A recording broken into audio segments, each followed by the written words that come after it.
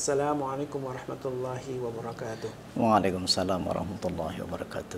Alhamdulillah wassalatu wassalamu ala Rasulillah wa ala alihi washabihi wa mawalah wa la haula wa la quwwata illa billah. Sahabat khusyuk yang dirahmati Allah, alhamdulillah wa syukurillah. Tentu sangat bersyukur kita atas semua nikmat Allah, nikmat iman dan Islam menjadi sebuah puncak kenikmatan yang kita rasakan.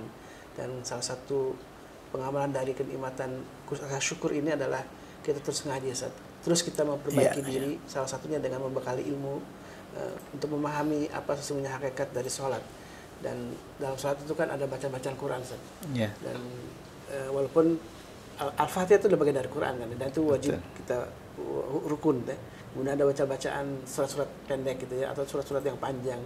Dan alhamdulillah saya kalau lihat fenomena sekarang kan banyak anak-anak yang juga sudah hafal nih. Bagus. Juz 30, juz 29 itu udah lancar membacakannya gitu ya. Dan juga ada dorongan untuk rumah tahfidz itu di mana-mana ada gitu. Betul. Dan itu kita bersyukur lah ya. Betapa orang banyak sekali yang mulai mencintai Al-Quran. Tapi ada PR besar kalau saya selalu dinasihati oleh Ustaz Abu. Dalam Al-Quran itu ada sebuah dimensi spiritual yang seringkali orang lupa untuk mendalaminya. Bahwa Al-Quran sedang berbicara terhadap diri kita saja. Betul. Ketika Allah sedang berbicara terhadap diri kita, ketika membaca Al-Quran sesungguhnya harusnya merinding. Iya. Tapi Quran itu kan sebenarnya menceritakan tentang batin manusia. iya. Batinnya Fir'aun, batinnya orang munafik, batinnya orang beriman, gitu kan. Dan orang beriman itu misalkan idza tutla alaihim ayatul rahman kharru sujjada wa bukiya. Apabila dibacakan ayat-ayat Allah yang Maha Rahman, kharru sujjada wa bukiya, tersungkur sujud lalu menangis.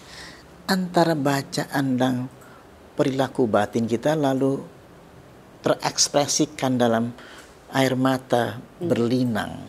Itu kan ada guncangan batin. Wa mimman hadaina wajtabaina idza tutla alaihim ayatul rahman kharru sujjada wa bukiya.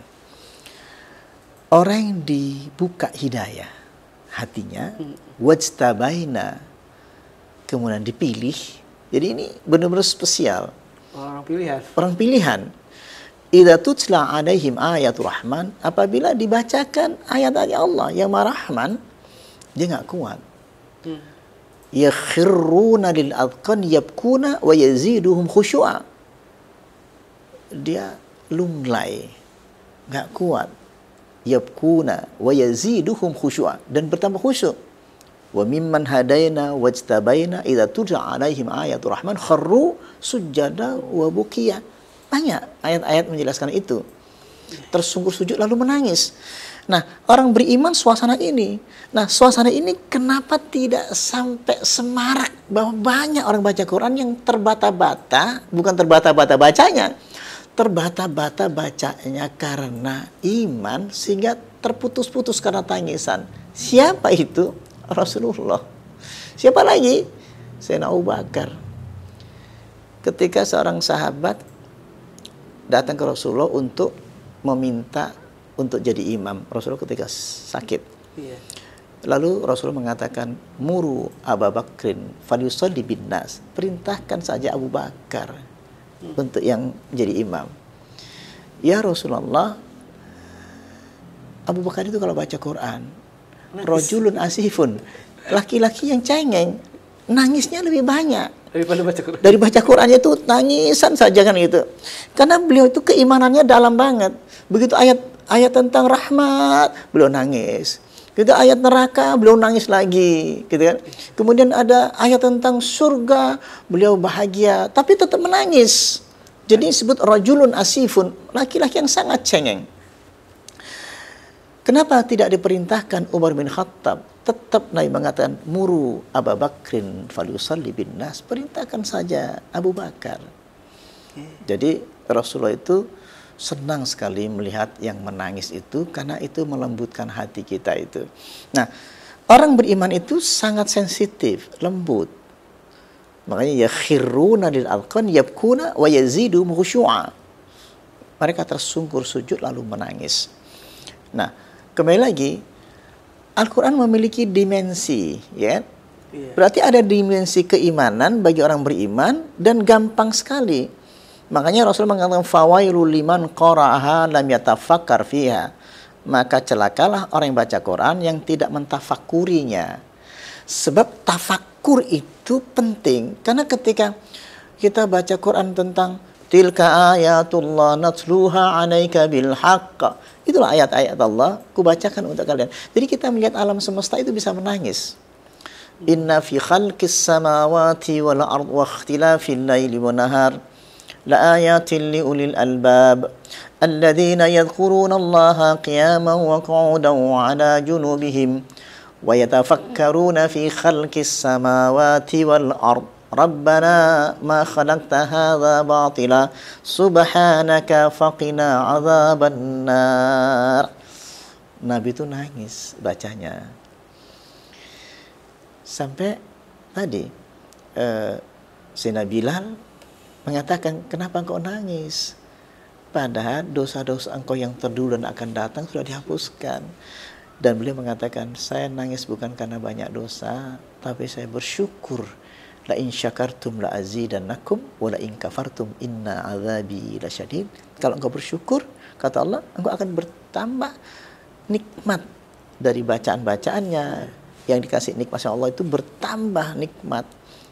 Wala in kafartum inna azabi lasyadid. Kalau engkau kufur terhadap nikmatku, maka akan kusiksa, azabku lebih pedih. Nah itu. Nah kembali lagi, itu kan suasana batin terus masuk ke dalam ayat-ayat itu, masuk, soalnya diajak masuk ke dalam gitu, dalam sholat maupun bacaan biasa, baca Quran gitu ya. Ada seorang sahabat ketika baca Quran, yaitu ketika sholat, dia baca surat Al-Ikhlas. Dia bolak-balik, Qul huwallahu ahad, Allahus samad, lam yalid wa lam yulad wa lam yakul lahu kufuwan ahad. Yuraddiduha, diulang-ulang. Itu aja. Kenapa kau baca itu, kata Rasulullah? Saya senang baca ini karena dia membuat saya menjadi kuat batin saya terhadap Allah. Kecintaan dan keimanan saya kepada Allah makin kuat, tauhid saya. Jadi bacaan itu membawa kita ke suasana batin itu, batinnya Quran. Ya, suasana batin kita tauhid yang kuat. Kalau diulang-ulang semakin dalam. Kalau kita mengatakan Qul huwallahu ahad Allahus samad, ketergantungan kita kepada Allah benar-benar terkunci. Beda dengan baca biasa, Qul huwallahu ahad Allahus samad lam yalid wa lam yulad wa lam yakul lahu. Bacaan biasa itu sampai si lidah saja. Ini enggak, dia masuk ke dalam. Makanya itu kan bacaan Quran itu ilmu rohani sebenarnya. Kenapa saya sebut ilmu rohani? Karena itu firman, wahyu dari Allah yang masuk kepada jiwa Nabi. Artinya jiwa Nabi itu dimasuki ayat itu, suasana batin itu. Jadi makanya Nabi itu ya Quran itu. Makanya lisan Nabi ya Quran itu, fisiknya Nabi ya Quran itu, gitu. Kemanapun dia adalah Quran berjalan, gitu. Jadi rohani beliau itu Quran itu, perkataan beliau itu firman semuanya, dari Quran semuanya. Nah, kita kan baru baca Quran saja, tapi tidak menjadi, seandainya kita bersih, maka lisan kita selalu Quran, lisan kita selalu kalimat Allah, selalu baca Al-Ikhlas diulang-ulang. Suasana batin kita akan terasakan ketika membaca ayat-ayat Al-Fatihah misalkan. Bismillahirrahmanirrahim. Alhamdulillahi rabbil alamin. Ar-Rahmanir Rahim. Itu kan perkataan yang dialogis. Hamidani abdi, asna ala abdi, majadani abdi. Ya kan? Hambaku memujiku, hambaku menyanjungku, hambaku mengagungkanku. Itu kalau dirasakan sama dengan kalimat fadhkuruni adzkurkum. Ternyata terasa.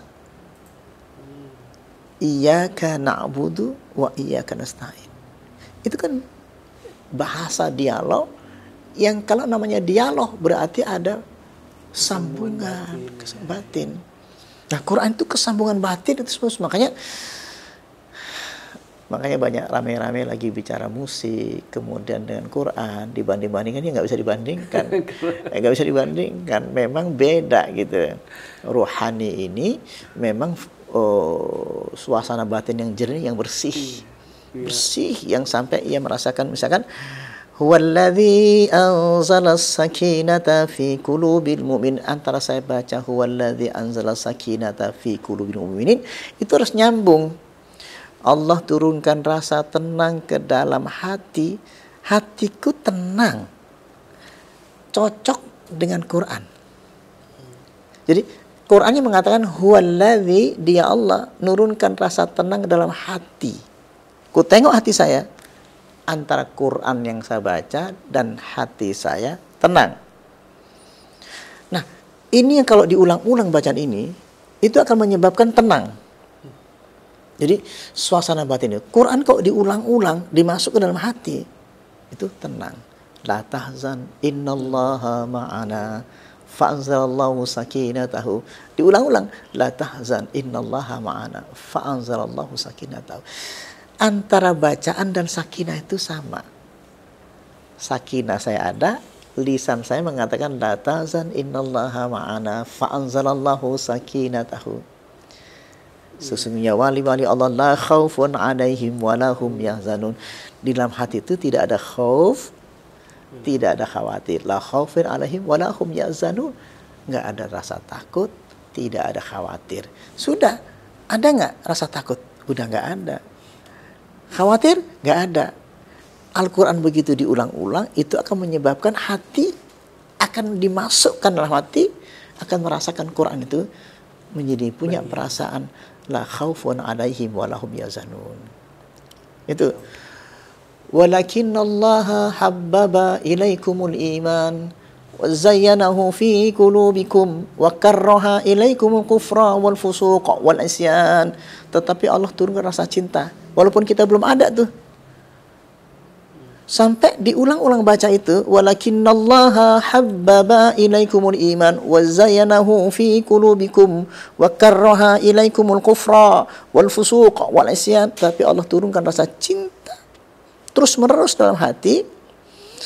Saat cinta dan iman itu masuk, nah itu kan pakai Quran tuh masukkannya itu, diulang-ulang yuraddiduha wa karraha, maka lepas ilaikumul kufra, sifat kufur itu hilang, wal fusuq, fasiknya hilang, wal isyan, maksiat dalam hati, lupa pada Allah itu hilang.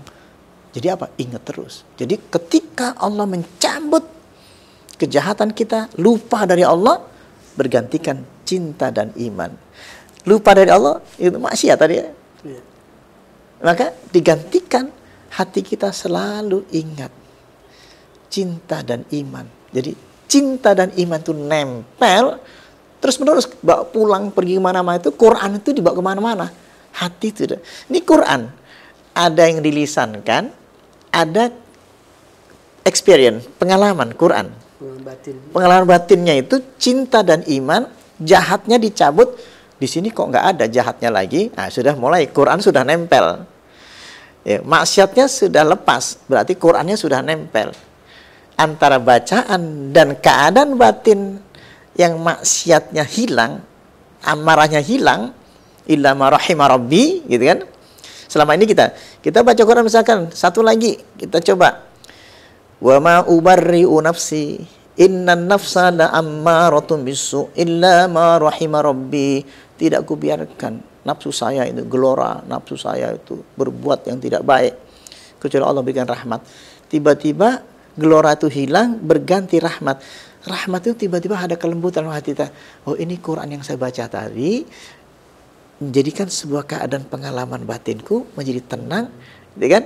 Yang tadinya innan nafsa la ammaratun bisu illa ma rahima rabbi. Oh, rahmatnya datang. Apa rahmat itu? Lembut. Itu kuncinya, udah kita pegang itu. Mudah-mudahan untuk anak-anak kita, cucu kita, ini biar sampai mengerti Al-Quran itu seperti ini. Jelas banget Qurannya itu. Dan Artinya memang ketika kita membaca Al-Quran harus siap-siap sikap mental kita, jiwa kita itu bahwa kita sedang melakukan perjalanan rohani saja. Karena kalau itu dilakukan maka tidak akan mungkin kita baca Quran hanya sekilas. Sebenarnya kalimat perjalanan rohani itu sebenarnya kurang pas ya. Yang pas itu kita sudah berada dalam rohani itu, sudah berada di situ, kita sudah bersama Allah, soalnya bercakap-cakap dengan Allah langsung. Bercakap-cakap, berjalan itu masih jauh. Sesungguhnya ketika kita baca Quran, sesungguhnya sedang bercakap-cakap dengan Allah. Iya, yukhatibu rabbah, sudah berhadapan dengan Allah. Rasulullah. Dan banyak yang belum sadar saat membaca Quran, ya udah kayak melafalkan sebuah bacaan selesai, tapi tidak ada perasaan rohani yang baik. Masya Allah, tabarakallah. Mudah-mudahan ini menjadi